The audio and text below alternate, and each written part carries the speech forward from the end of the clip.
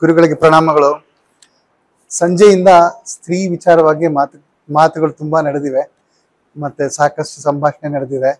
ಆ ಸ್ತ್ರೀ ಮೂಲ ಪದದ ಬಗ್ಗೆ ಸ್ವಲ್ಪ ವಿವರವಾಗಿ ಅದು ಹೇಗೆ ಬಂತು, ಅದನ್ನ ಒಂದು ಲಿಂಗ, ಅದು ಸ್ತ್ರೀಲಿಂಗ ಪುಲ್ಲಿಂಗ ಅದರ ಆ ಒಂದು ವಿಭಾಗಕ್ಕೆ ಸೇರಿದ್ದ ಅಥವಾ ಅದರ ಮೂಲ ಅರ್ಥ ಏನು ಅನ್ನೋದ್ರ ಬಗ್ಗೆ ತಿಳಿಸ್ಕೊಡ್ಬೇಕು.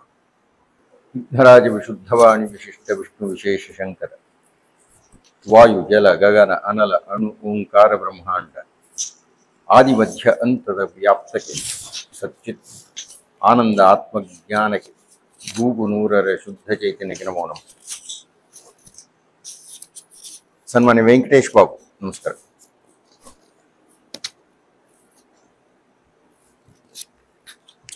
ಒಂದೊಂದು ಪ್ರಶ್ನೆಗೆ ಒಂದೊಂದು ಹಿನ್ನೆಲೆಯ ಅಪೇಕ್ಷೆ ಇರುತ್ತೆ.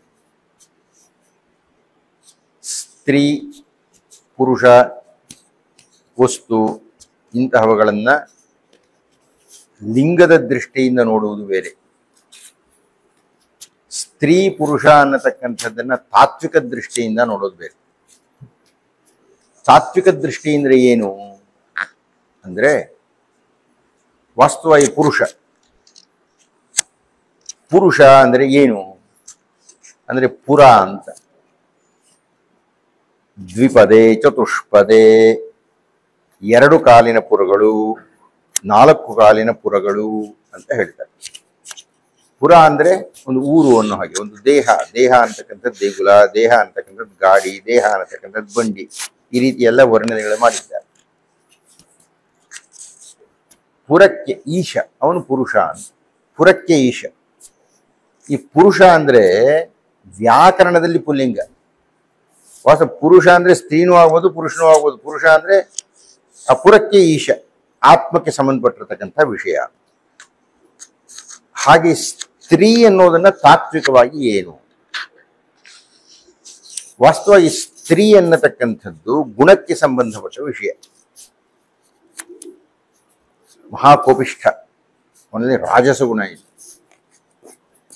ಮಹಾಮುಂಕ್, ಅವನಿಗೆ ತಾಮಸ ಗುಣ ಇದೆ.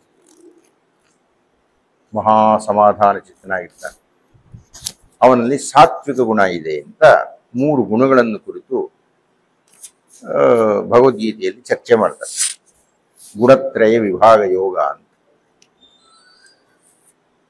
ಈ 3 ಗುಣಗಳು ಎಲ್ಲರಲ್ಲಿಯೂ ಇರುತ್ತೆ.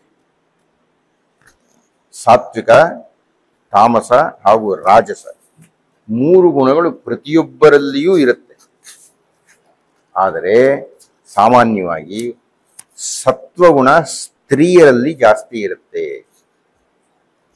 ಆ ಸ್ತ್ರೀ ಅನ್ನೋ ಪದವನ್ನು ವಿಭಜಿಸಿದರೆ ಸತ್ವ, ತಮಸ್ಸು, ರಜಸ್ಸು ಅಂತ ಬರುತ್ತೆ. ಸ್ತ್ರೀ, ಸಾಕೆ ತವತ್ತು ಕೊಟ್ಟು ರವತ್ತು ಕೊಡ್ತಾರೆ. ಸ ಅನ್ನತಕ್ಕಂಥದ್ದು ಸತ್ವಗುಣ, ತವತ್ತು ತಮಸ್ಸು, ರವತ್ತು ರಜಸ್ಸು. ಈ ಸತ್ವ, ತಮಸ್ಸು, ರಜೋಗುಣಗಳಲ್ಲಿ ಅತ್ಯಂತ ಸಾತ್ವಿಕತೆಯನ್ನು ನೀವು ಮಾತೃವಿನಲ್ಲಿ ನೋಡ್ತೀರಿ, ಹೆಂಡತಿಯಲ್ಲಿ ನೋಡ್ತೀರಿ. ಆದರೆ ಪುರುಷನಲ್ಲಿ ಬರೀ ರಾಜಸವೇ ಜಾಸ್ತಿ ಇರುತ್ತೆ.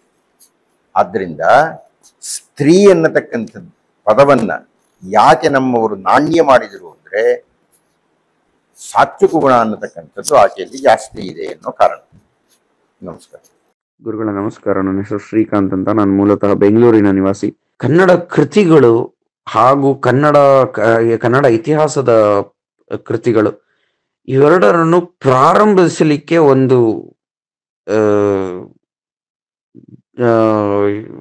ಸಲಹೆ ಅಥವಾ ತಮ್ಮ ಮಾರ್ಗದರ್ಶನ ನನಗೆ ಕೇಳ್ಕೊಂತೀನಿ.